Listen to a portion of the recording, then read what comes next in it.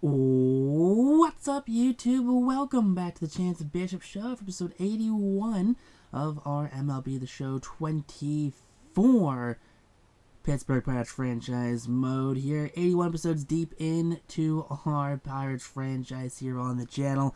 And while we are looking for some milestones here, Skenes, a couple strikeouts away from that 2,000 strikeout milestone. So hopefully he can achieve that by the end of the season. I know sometimes in the show, it's like, okay, you're 150 strikeouts away, you should definitely get that milestone.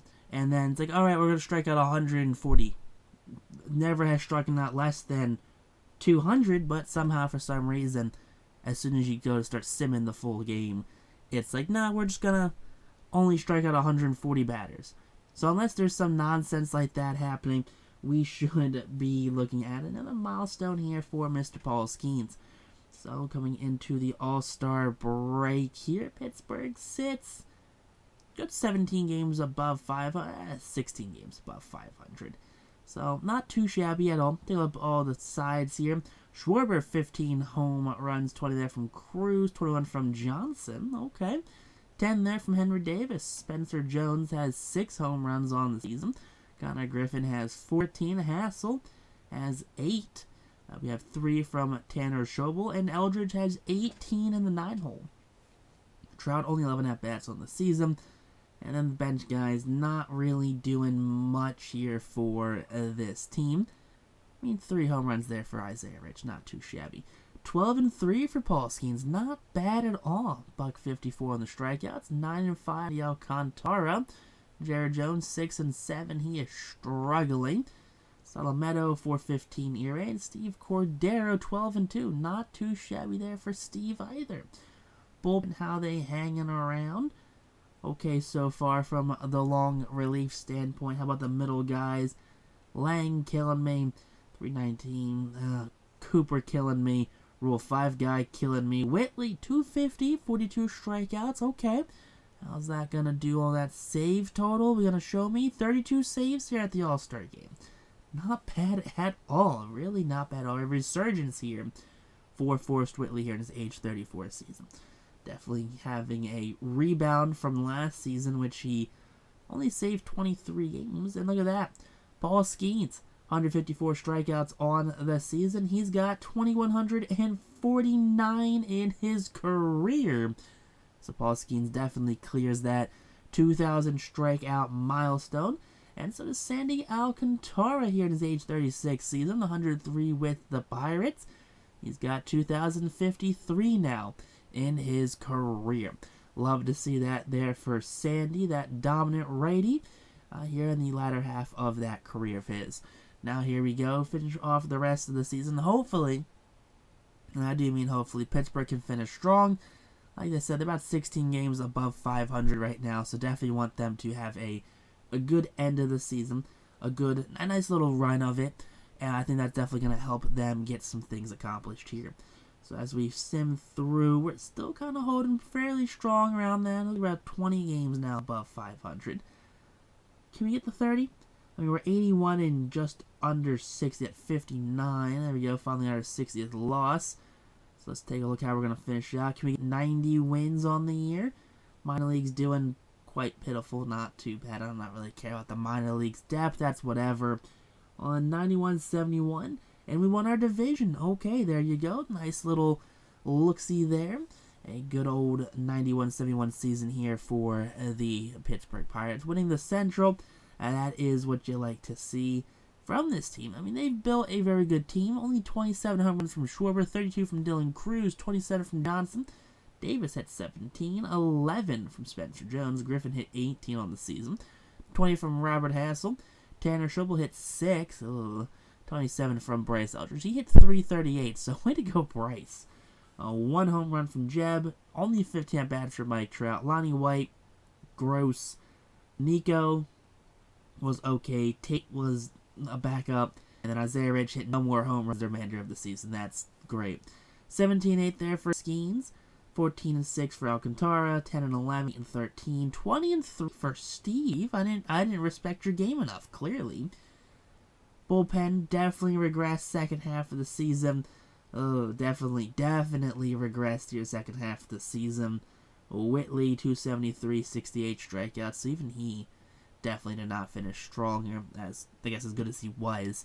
So he finished with 50 saves, 7 blown, 368 in his career. Can he get 400 next season, hopefully? Fingers crossed on that one, but just the fact that the whole bullpen kind of seemed like it imploded during that second half of the season, not a good look. Now take on the Nationals. We beat the Nationals, okay. Good look-see there. We beat the Nationals. The Mets have been eliminated by the Pirates. The Mets eliminated the Pirates. Pirates are going home early. That's rough right there. And I hope that's not going to be how the end of a lot of these players' careers is going to be. Dylan Cruz, legend. Paul Skenes going to be a legend here in Pittsburgh. I would hate for this to be the norm for Pittsburgh, where that may become the Cinderella to the bride.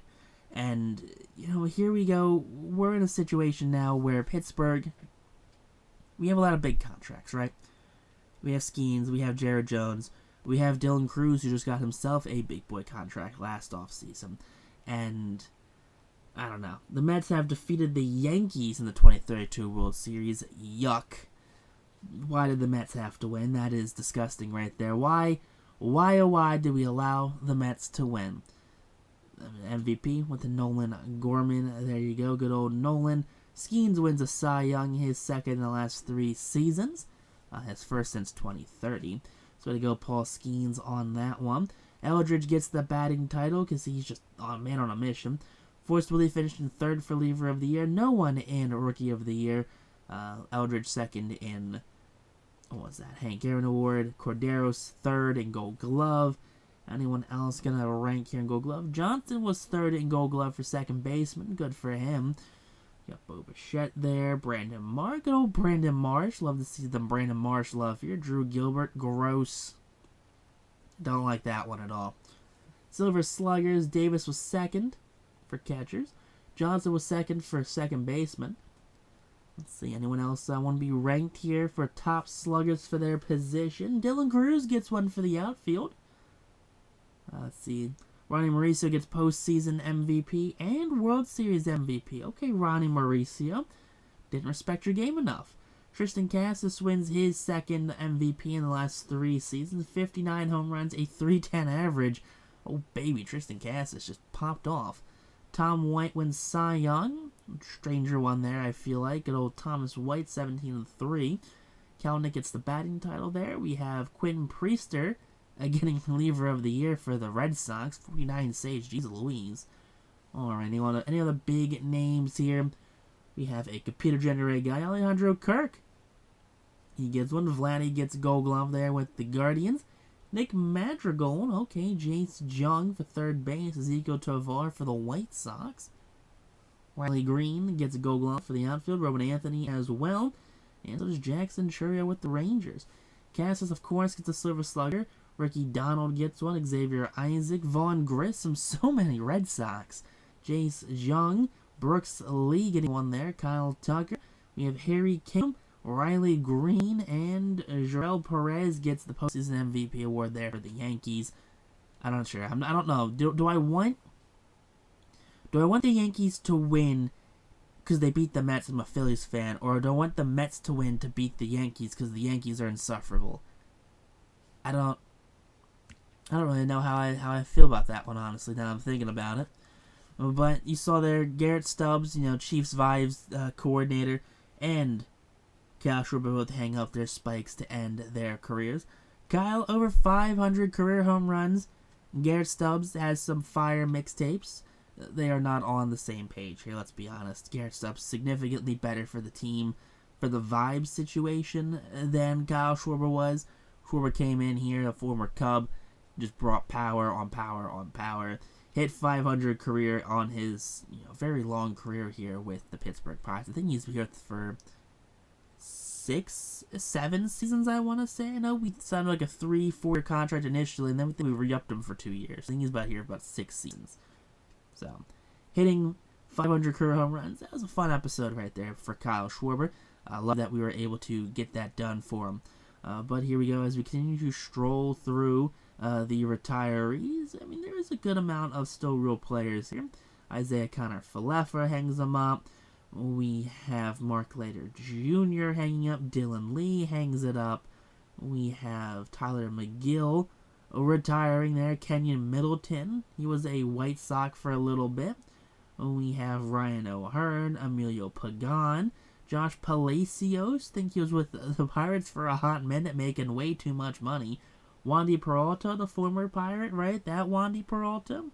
So there's still a good amount of real players retiring here in the 2032 season. And it's just going to keep getting wilder the later we go, because we're going to go for, I'm not sure how many episodes. We're at episode 81 now. And then we're going to episode 106. I think that's where we're going to end up by the time the season is over and done with. So we're going to have plenty of more retirees here. So hopefully you guys are excited for that one. And yeah, get ready for the Hall of Fame inductees. Anyone in particular? No one. Not even Kyle Schwarber, who had 500 career home runs, makes the Hall of Fame. That is a sham. That is a travesty. And I need a recount here, because clearly Kyle Schwarber deserves to be in the Hall of Fame. Tamar Johnson going to get offered the bag here, because we have just certain players that are going to be with Pittsburgh for life. You know, Paul Skenes, Jared Jones, Tamar Johnson, Connor Griffin here going to be with Pittsburgh for life as well. We also have the likes of, like, Henry Davis is going to be here for a hot minute. Ethan Salas goes to the Cubs. Okay. He's going to join the Central here. Don't like that as a member of the Pirates. Don't like top players go. Samuel Basallo goes out to San Diego to replace Ethan Salas. Okay. Like to see that transition there. Daniel Espino joins the National League East. Former Guardians top prospect Daniel Espino. Alright, I can get behind that. Yeah, hurting the Guardians. Anthony Salametto, he's going to jump ship. He's going to join the Houston Astros. Just could not get behind re-signing him for that kind of money, especially when you have a lot of big-name players locked up here in Pittsburgh. Tig Hentz, he's going to leave the Great North, and he's going to come to Chicago as well, play for the Cubs. Cole Young leaves the Mariners. He's going to head to Chicago to play on the north side for the White Sox for a 6-year deal. Jace Jung's going to join his brother, Josh, in the great city of Texas to be a Ranger. So the two Youngs playing together. Love to see that in there. Drew Gilbert leaves the World Series Mets and heads out to San Diego to play center field for the next 2 seasons with the Padres. $23 million deal. That's something. Ryan Mountcastle joins the Central as well, joining the Reds on a 1-year deal. 37-year-old Ryan Mountcastle, not sure how afraid of him I am.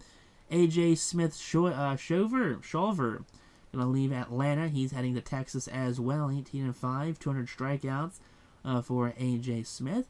Kyle Tucker joins the Phillies about 6 seasons later than fans probably would have wanted him to, but he still seems like he's very versatile here in his age 36 season. Take a look here at the Pittsburgh Pirates. Take a look at their lineups there. Eduardo Tate's going to be the starting catcher. Looks like we're going to have Henry Davis in the DH role right there. So, kind of moving on from Kyle Schwarber. Take a look at the bullpen here and the rotation. We did bring in Shane Bieber on a cheap 1-year deal. We did have to move on from J.R. Ritchie because of, money. But text on YouTube, though. Peace out, rock on, stay super class. So catch you on the next episode here of our Pittsburgh Pirates franchise mode every Monday.